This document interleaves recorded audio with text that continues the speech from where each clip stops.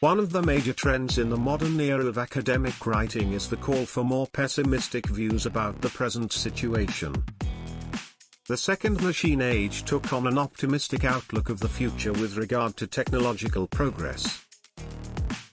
Since its publication, however, the scholars involved in this project have been grappling with an unexpected question whose size shocks even them.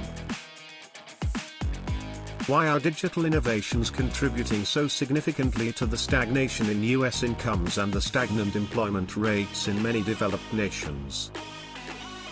The reason is that digital technologies have not been able to produce their desired positive effects on human productivity and the economic system in general. On the contrary, these innovations have brought with them several negative side effects that have undermined the capacity of the modern economies to produce goods and services that people need in order to maintain their standard of living. In the second machine age, the authors argue, there is a real threat that the United States will be overtaken by emerging countries as a leading provider of goods and services. In the US, this trend is seen as a result of an increase in income disparity among people who have access to advanced means of communication such as the internet and high-speed computers. There is also a decline in the quality of life of people who live in the most prosperous states of the country.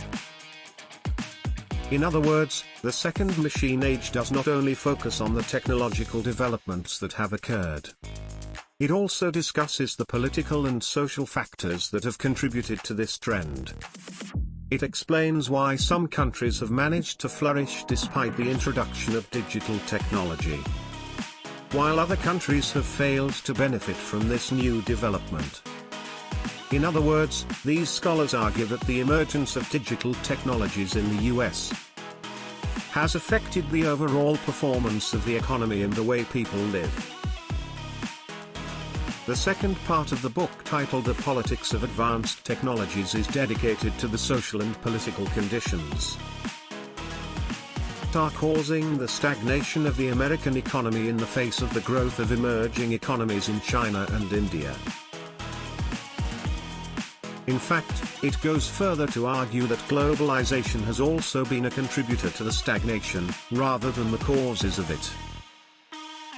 These scholars point out that the international market has not been able to absorb the surplus labor that is provided by the technological advancement in developed countries. Thus, they argue that labor is now being extracted from developed countries and given to developing countries.